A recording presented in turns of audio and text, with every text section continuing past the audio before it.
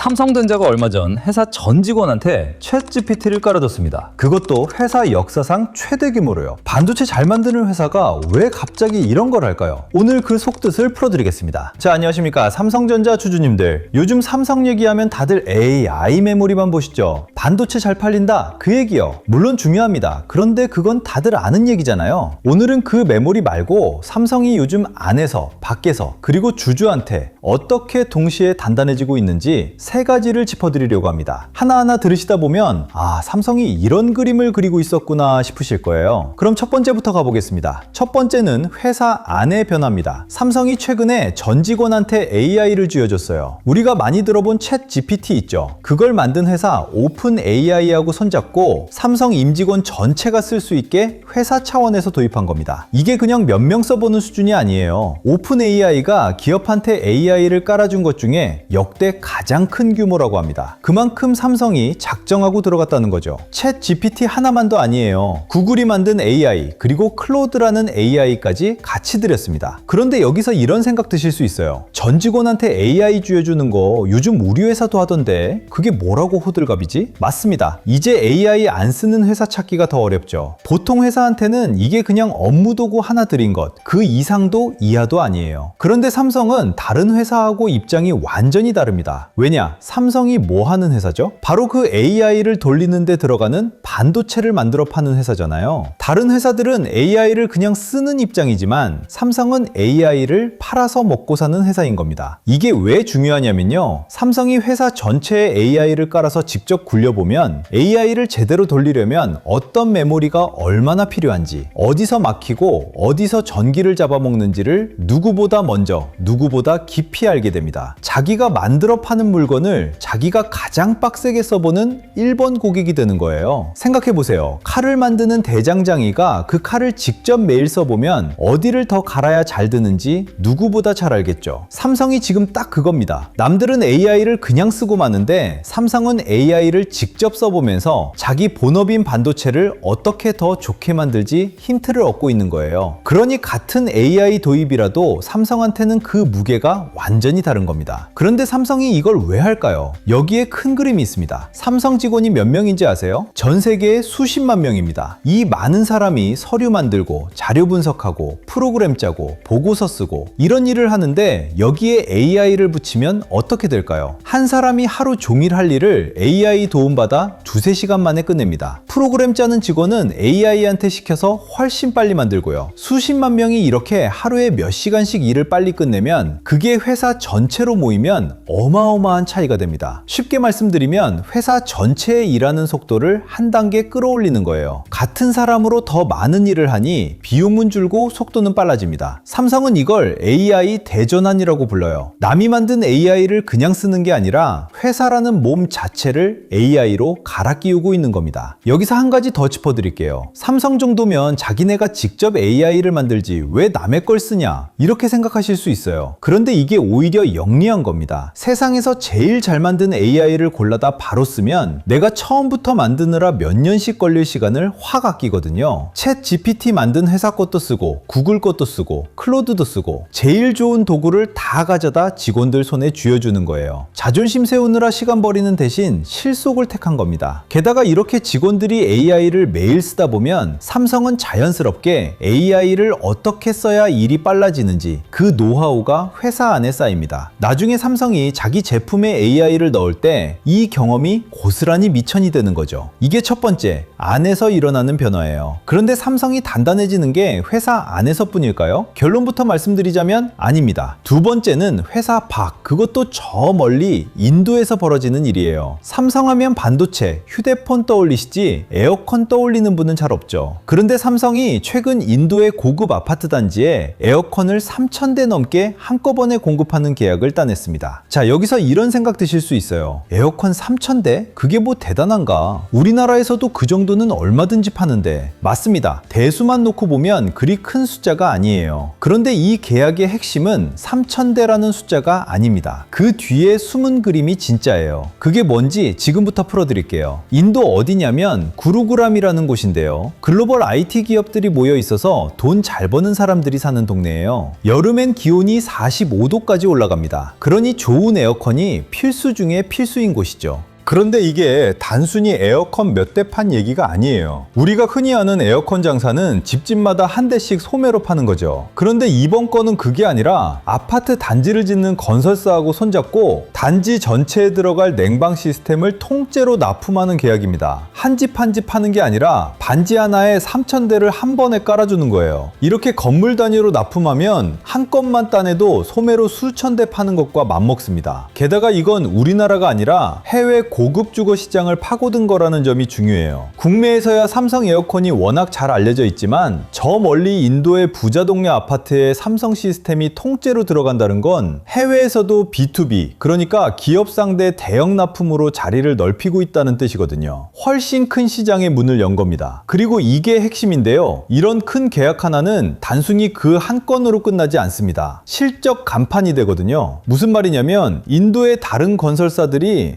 저 유명한 고급 단지에 삼성이 들어갔네? 그럼 우리도 삼성 하고 줄줄이 따라온다는 거예요. 첫 단추 하나를 잘 끼우면 그게 다음 계약, 또 그 다음 계약을 끌어오는 미끼가 되는 겁니다. 그러니 이 3,000대는 끝이 아니라 시작인 거죠. 인도 시장에 삼성 깃발을 처음 꽂은 거라고 보시면 됩니다. 게다가 이 에어컨이 그냥 바람만 나오는 게 아닙니다. 아까 말씀드린 스마트 싱스, 삼성 가전을 하나로 묶는 그 시스템으로 연결이 됩니다. 방마다 공기질하고 온도를 휴대폰으로 조절하고 전기를 얼마나 쓰는지도 실시간으로 보는 거예요. AI가 알아서 전기를 아껴주고요. 생각해보세요. 인도는 사람도 많고 날은 점점 더워지고 잘 사는 사람도 늘고 있습니다. 이런 나라에서 똑똑한 냉방으로 자리를 잡으면 이게 두고두고 돈이 들어오는 길이 되는 거예요. 반도체가 출렁일 때 이런 사업이 받쳐주는 겁니다. 조금 더 크게 보면 이렇습니다. 인도는 인구가 14억이 넘어요. 그런데 아직 에어컨을 가진 집이 10집 중 한두 집밖에 안 됩니다. 앞으로 더위는 심해지고 소득은 오르니 에어컨을 들이는 집이 폭발적으로 늘 수밖에 없어요. 그 거대한 시장이 이제 막 열리는 입구에서 삼성이 고급 냉방으로 가장 좋은 자리를 선점한 겁니다. 그리고 한번 삼성 시스템으로 아파트 단지를 통째로 깔면 나중에 고장나서 고치거나 새로 바꿀 때도 계속 삼성을 찾게 됩니다. 한 번 까는 걸로 끝이 아니라 두고두고 이어지는 장사인 거예요. 이게 두 번째, 밖에서 넓히는 돈줄이에요. 그럼 안에서 빨라지고 밖에서 넓어지는 동안 주주한테는 뭐가 돌아올까요? 결론부터 말씀드리자면 돌아올 몫이 커지고 있습니다. 세 번째는 주주 얘기예요. 요즘 증권사 전문가들이 삼성전자를 두고 목표 몸값을 줄줄이 위로 올려잡고 있습니다. 이 회사 앞으로 이만큼은 간다 하는 그 눈높이를 다들 한 단계씩 높이고 있는 거예요. 왜 그럴까요? 방금 본 것처럼 회사가 안에서 빨라지고 밖에서 넓어지는 데다 본업인 반도체에서도 하반기에 버는 돈이 상반기보다 크게 늘 거라는 전망이 나오거든요. 벌이가 좋아지니 몸값을 다시 매기는 겁니다. 여기서 우리 주주님들한테 진짜 중요한 게 있습니다. 자, 회사가 돈을 많이 벌면 그 돈을 어디에 쓸까요? 크게 세 군데입니다. 첫째, 공장 짓고 기술에 투자하거나, 둘째, 만일을 대비해 쌓아두거나, 셋째, 주주들한테 나눠주거나. 보통은 이 셋에 적절히 나눴습니다. 그런데 지금 삼성이 어떤 상황이죠? 방금 본 것처럼 안에서 비용 아끼고 밖에서 새 시장 넓히고 본업 반도체도 잘 버니 돈이 사방에서 들어오고 있어요. 투자할 거 다 하고도 곳간에 돈이 쌓이는 상황인 겁니다. 그러면 그 남는 돈을 어떻게 하는 게 자연스러울까요? 바로 셋째, 주주한테 돌려주는 거예요. 회사가 주주한테 돈을 돌려주는 걸 주주 환원이라고 합니다. 방법은 두 가지예요. 배당으로 현금을 직접 주거나 회사가 자기 주식을 사서 없애서 내 주식 값어치를 올려주는 거죠. 그런데 마침 삼성이 새로운 주주 환원 계획을 곧 내놓을 거라는 기대가 큽니다. 벌어들이는 돈이 확 늘었으니 나눠줄 몫도 그만큼 커질 거라는 얘기예요. 회사가 잘 버는 게 그냥 회사 곳간만 채우는 게 아니라 주주 통장으로도 흘러 들어온다는 겁니다. 이게 세 번째, 주주한테 돌아오는 몫이에요. 여기서 한 가지 더 일러드릴게요. 회사가 자기 주식을 사서 없애면 세상의 돈은 주식수가 줄어듭니다. 그러면 같은 회사를 같은 수만큼 들고 있어도 내 몫의 비중은 오히려 커져요. 피자를 8조각으로 나눠 먹다가 4조각으로 나누면 내 한 조각이 더 커지는 것처럼요. 그래서 자사주를 없애는 건 주주한테 조용히 선물을 주는 거나 마찬가지입니다. 벌이가 늘어난 만큼 이런 선물도 더 커질 수 있다. 이게 지금 나오는 기대예요. 그러면 오늘 3가지를 모아볼까요? 안에서는 회사를 통째로 AI로 바꿔 일하는 속도를 끌어올리고, 밖에서는 더운 나라의 똑똑한 냉방으로 새 시장을 넓히고, 주주한테는 돌아올 몫을 키우고 있습니다. 여기서 중요한 건 이 3가지가 다 그 AI 메모리 얘기가 아니라는 거예요. 다들 반도체 한 가지만 쳐다볼 때 삼성은 안에서 밖에서 그리고 주주한테 동시에 단단해지고 있는 겁니다. 한 군데가 출렁해도 다른 데가 받쳐주는 여러 다리로 선 회사로 바뀌고 있다는 뜻이죠. 그러니 지금 주가가 출렁인다고 해서 회사가 흔들리는 거냐? 저는 그렇게 안 봅니다. 오히려 속을 들여다보면 딛고 선 다리가 자꾸 늘고 있어요. 오해는 마세요. 주가가 무조건 오른다는 얘기가 아닙니다. 단기적으로는 더 출렁일 수도 있어요. 다만 그 흔들리는 숫자 뒤에서 회사가 어디로 가는지를 같이 보셔야 한다는 말씀입니다.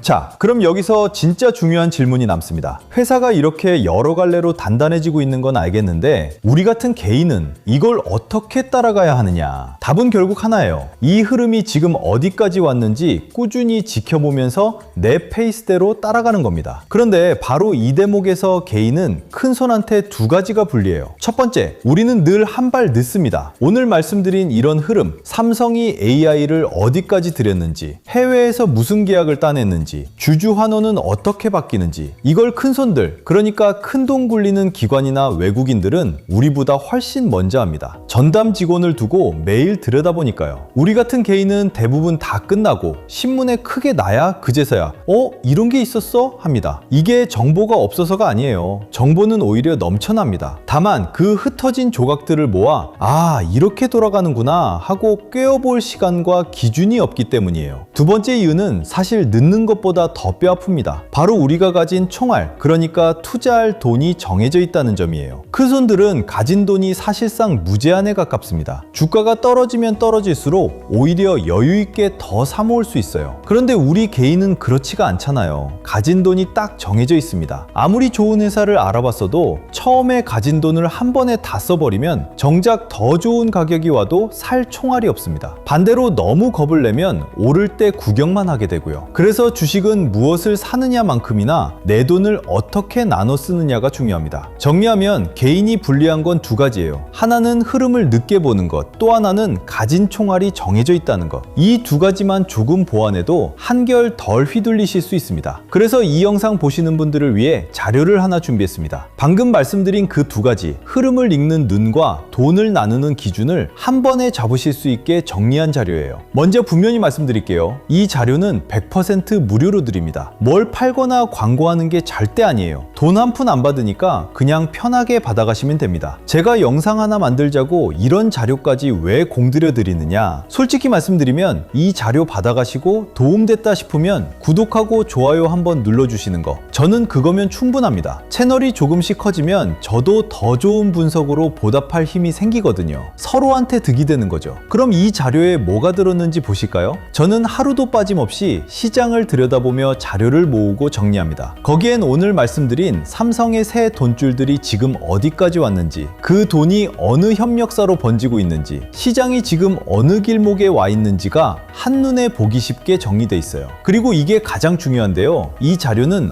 어제 만들어둔 게 아닙니다. 매일매일 새로 갱신되는 자료예요. 시장은 하루가 다르게 바뀌잖아요. 어제 맞던 게 오늘 틀리기도 하고요. 그래서 받으시는 그 시점 기준으로 가장 최신 흐름을 새로 정리해서 드립니다. 묵은 자료 한 장 던져드리는 게 아니라 받는 날짜에 맞춰 살아있는 자료를 드리는 거죠. 그런데 이 자료를 드리는데 제가 한 가지 더 신경 쓰는 부분이 있습니다. 가진 돈에 따라 굴리는 방법이 달라야 하거든요. 전 재산이 300만 원인 분과 3억 원인 분이 똑같이 움직이면 그건 누구한테도 안 맞는 옷입니다. 적은 돈은 적은 돈대로, 큰 돈은 큰 돈대로 지키는 법이 다르니까요. 그래서 저는 이 자료를 받으시는 분의 형편에 맞춰 크게 5단계로 나눠서 드립니다. 가진 돈이 적은 분께는 무엇보다 잃지 않는 법에 무게를 두고, 돈이 커질수록 지키면서 키우는 법에 무게를 둔 식으로요. 단계가 올라갈수록 챙겨야 할 게 달라지니까 거기에 맞는 내용으로 따로 정리해 드리는 겁니다. 그러니 받으실 때 내가 어느 단계인지만 알려주시면 돼요. 그 단계에 맞는 자료로 챙겨서 보내드리겠습니다. 받는 방법은 어렵지 않아요. 먼저 구독과 좋아요 한 번씩 눌러주시고 댓글창에 구독 완료라고 짧게 남겨주세요. 그 다음 댓글이나 더보기란에 있는 신청 링크를 누르셔서 간단한 양식만 적어주시면 됩니다. 이때 투자금이 어느 단계신지만 살짝 적어주시면 돼요. 그래야 거기 맞는 자료로 챙겨드리니까요. 한 가지만 짚어드릴게요. 링크만 누른다고 자동으로 가는 게 아닙니다. 그 양식을 작성해 주셔야 제가 보고자료를 보내드릴 수 있어요. 그것만 기억해 주세요. 부담 가지실 거 하나도 없습니다. 자, 그리고 한 가지 더 말씀드릴 게 있어요. 이왕 자료 챙겨드리는 거 오늘 영상에서 미처 다 못 다룬 이야기를 하나 더 얹어서 같이 보내드리려고 합니다. 시간 관계상 영상에선 짧게밖에 못했는데 그냥 묻어두기엔 아까운 내용이거든요. 바로 빛으로 만든 반도체 이야기입니다. 이게 무슨 뜬구름 잡는 소리가 아니라 지금 삼성이 실제로 돈을 들여 준비하고 있는 다음 먹거리 중 하나거든요. 오늘은 큰 줄기만 짧게 귀뜸해 드릴 테니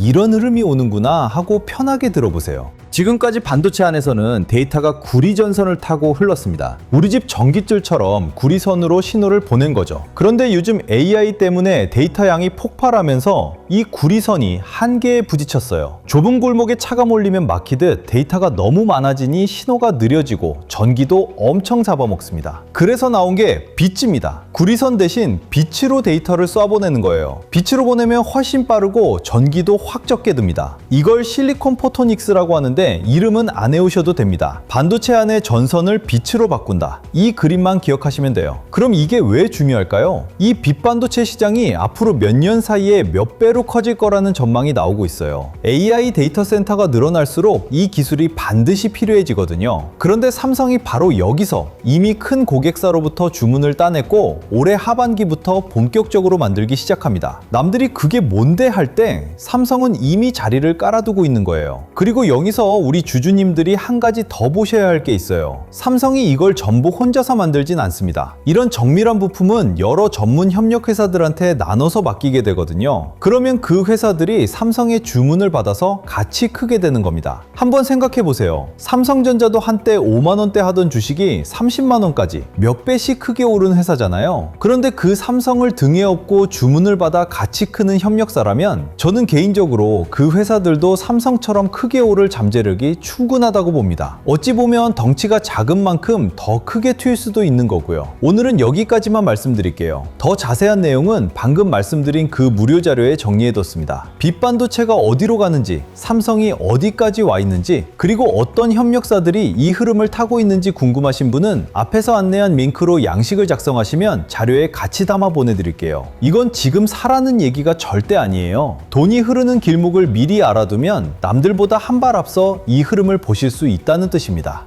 마무리하겠습니다. 오늘은 삼성이 안에서, 밖에서, 그리고 주주한테까지 동시에 단단해지고 있다는 걸 봤습니다. 회사를 통째로 AI로 바꾸고 더운 나라에 똑똑한 냉방으로 새 시장을 열고 주주한테 돌아올 몫을 키우고 있죠. 여기서 딱 하나만 가져가셨으면 합니다. 화면에 뜨는 빨간 숫자가 아니라 그 뒤에 있는 회사를 보시라는 겁니다. 주가는 하루에도 몇 번씩 마음을 흔듭니다. 하지만 회사가 어디로 가고 있는지를 아는 사람은 그 흔들림 앞에서도 중심을 지켜요. 여러 다리로 단단하게 선 회사는 당장의 출렁임에 쉽게 무너지지 않습니다. 오늘처럼 시장이 또 출렁일 겁니다. 그때마다 빨간 숫자에 놀라기 전에 이 회사가 안팎으로 단단해지고 있는가를 한 번 더 떠올려 보세요. 그리고 내 형편에 맞는 기준을 가지고 차분히 확인하시면 됩니다. 그게 이 시장에서 오래 살아남는 분들의 공통점이에요. 다음 영상에서는 오늘 말씀드린 이 변화들이 실제 실적으로 언제쯤 어떻게 더 나타날지를 구체적으로 짚어보겠습니다. 끝까지 시청해 주셔서 감사합니다.